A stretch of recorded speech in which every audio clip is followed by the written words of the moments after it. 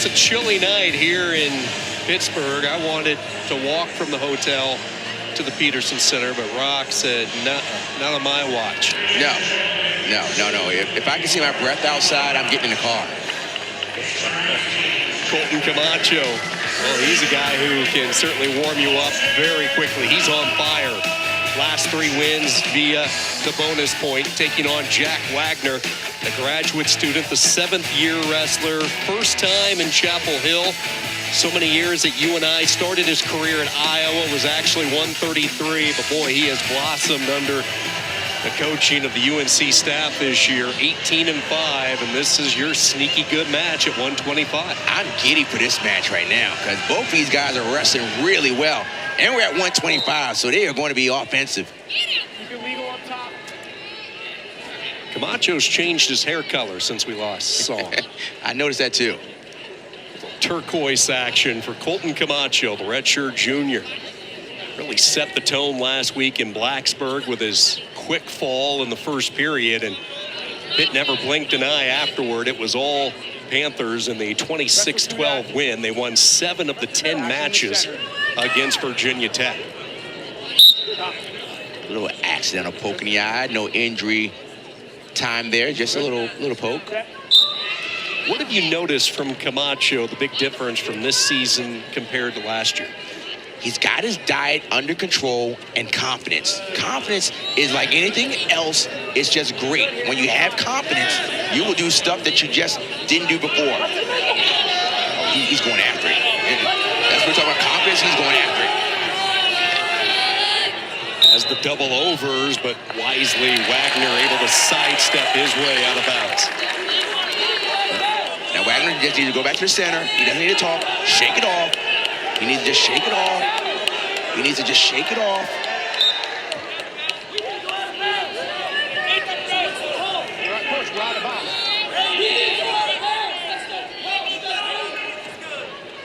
Action in the center. You can see it's getting a little tension right here. It's for first place in the ACCs. And we both feel this is a must-have for UNC. Oh, yes. Oh, good chain wrestling. Good chain wrestling. Wagner had a little knee dip, and what happened was Camacho defended it, went to a go-behind, chased both legs. That's quick chain wrestling right there. The word Gavin used was pro. He probably said that word 6-7 times in our conversation when describing Colton Camacho and the maturity that he has exhibited this season. Just the difference in how well he's wrestling, and we go back to what he did against McCormick from Virginia. McCormick and Virginia, and he lost to McCormick and Virginia last year, and then he came out and beat him 14-1. It's just a different wrestler. So a second stall call on the edge there against Wagner. Coleman Scott, Tony Ramos, both very upset with the original stall call. So take us through why they were so upset with the original one earlier in this period. And what they did not like about the second stall call is that they felt that, well, the head official, Nick Rosso, said the bottom wrestler, Wagner, intentionally just went out of bounds. And that's a good, tough call to make. Oh, you can, Sean, you can sense it now. Now the coaches are starting to coach a little harder. They know the importance of this match. Inside a minute to go, first period. Wagner is away, and he's on the board for the first time.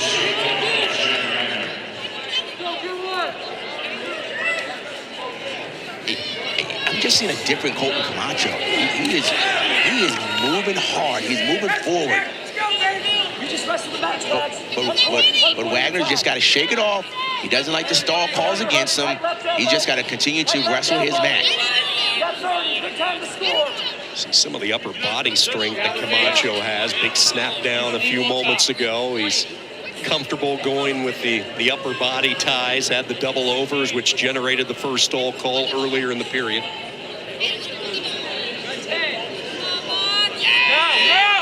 Short time wrestling as we wind down period one. One last lunge by Camacho and a 3-1 lead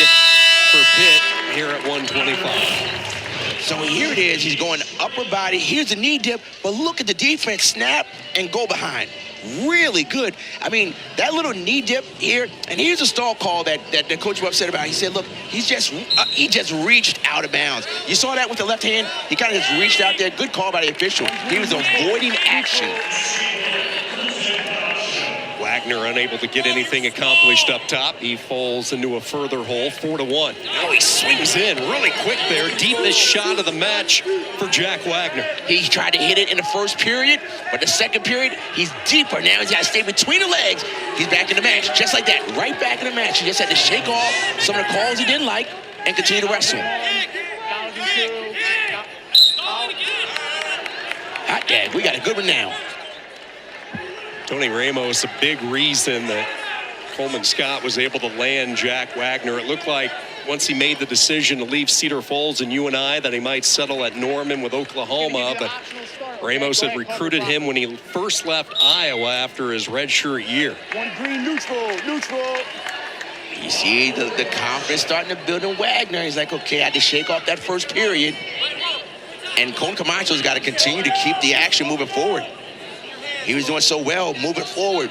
But now, he said, okay, Wagner's got in on my leg. I got to be a little more careful. Wagner's starting to show that he's like, I'm in it now. I'm in it now. He's working the score. Tight left hand, 1 minute. 1 minute remaining. And Camacho's starting to slow down a little bit. He's not going as hard as he was before. He's kind of reaching for a shot. And now it looks like Wagner is the one that's controlling the offense here. Yeah, Wagner has weathered the storm pretty well. Oh, yeah. It's just, you saw how Camacho came out strong. Got a couple takes. He went right back to it again. High C, cut the corner. That's good. He's back in the match. He just had to weather the storm, forget about the stall calls, and went right back to that lefty high C. Camacho tries to hit a couple of rolls. Wagner stays with him. Now Camacho able to come around the side for the reversal. 2 unanswered points at the end of the period. Sneaky good match at 125. So here's watch this knee dip. Ooh, that's a good high C. Finishes it, cuts the corner, gets the takedown, but in a little flurry. Here's the flurry. You keep moving. You don't stop wrestling. And by keep moving, he ended up with a reversal. Oh, yes, fans. This was the sneaky good match, and it's delivering.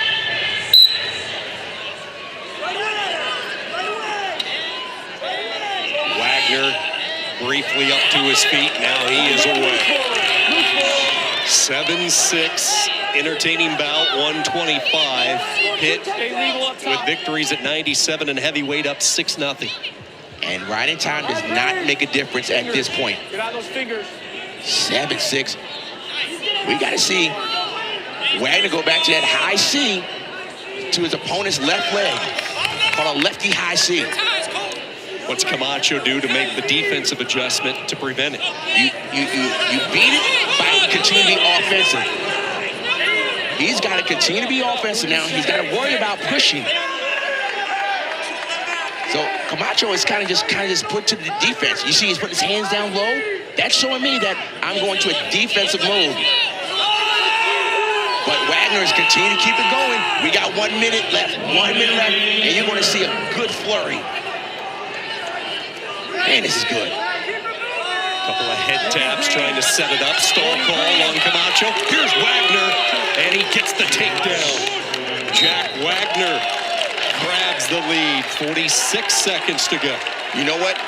At this point, he could try and let him ride him out, but he might say just let him go because he's been so much more offensive. So he goes to a super duck, to a double. Oh, look at this, Sean. He's going to give it an optional start. He's going to give him an optional start, and he's going to tie the match intentionally because he believes he has shown that I can weather the storm and I'm better on my feet. And Camacho has not been offensive since the first period. Both wrestlers take a brief moment. Now they re-engage. Oh, this is good. This is good. It becomes a takedown match. Can the transfer from UNI give UNC their first win of the night? He keeps going to the left side of Camacho. Let's see if he goes back to that left side. He's going right back to that left side. To the left side. There's the left side. He's going back to the left side. He's back to the left side. He's got to be patient. He's got to stay between. But look at Camacho. We're scrambling here. Did we get it? No takedown yet. Uh-oh. Let's talk about it. Let's talk about it. Let's talk about this. Coleman Scott certainly wants to talk about it. Oh, my goodness. So, the official said, we are going to go and we're going to do an official review. We are going to look to see if that wasn't, in fact, a takedown. Now, they're looking to see whether it was a takedown earlier or also with the time, so they can review a few things.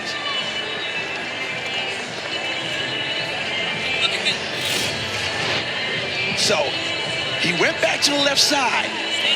Colton Camacho doing a good job, and he kind of just rolls through. Short time, no control yet. 3, 2, no control yet.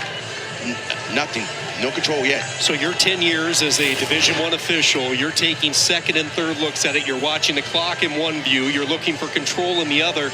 Is it a takedown? That's not a takedown because it wasn't rear standing. Rear standing, there's no reaction time. Because they were rolling around, that's the opportunity for reaction time. Reaction time is subjective. So Nick Grasso and Kevin Lynch are saying, was control established, which is a subjective call. At this point, he goes right back to the left side. He's shown that he is very effective on the left side of the opponent. So he's in between the legs. No control, obviously no control here. But watch this step through here to go to a double. And Camacho does another roll. Is there control yet? Control has to be felt. He's doing a rock reacts. Whoa, Coleman, you trying to take my job here? I love it. I love the coaches. So they're looking at it for a good time. Let's go overtime. Why not? We said it was sneaky good, and it's delivering. But they're looking at it a long time here. So they're looking at it this long, and you're starting to wonder, did we see a takedown somewhere? Important match here, fans, because if Pitt wins this match, they've got a good run going. But also, if UNC comes at, they'll say, okay, we know how to come back. Colton Camacho was up early, got some stall calls that certainly UNC didn't like. And so this timeout, who does this help out most? I think it's going to help out Camacho. Camacho was looking tired. Let's take one more look at it. The final few moments. This thrilling third period. So he gets to the side, no control, obviously, no control. But look where he goes for a double. Is there a double? No, because it wasn't rear standing. So the question is, at the point where we see it right now, where was the clock? And so here's the call. The call on the match stands. No. So the call stands, no takedown. We go to a 2-minute sudden victory. Oh, this is so good. We said this was going to be sneaky good. 125-pounders have delivered. It's the first point scored. It doesn't matter how the points are scored.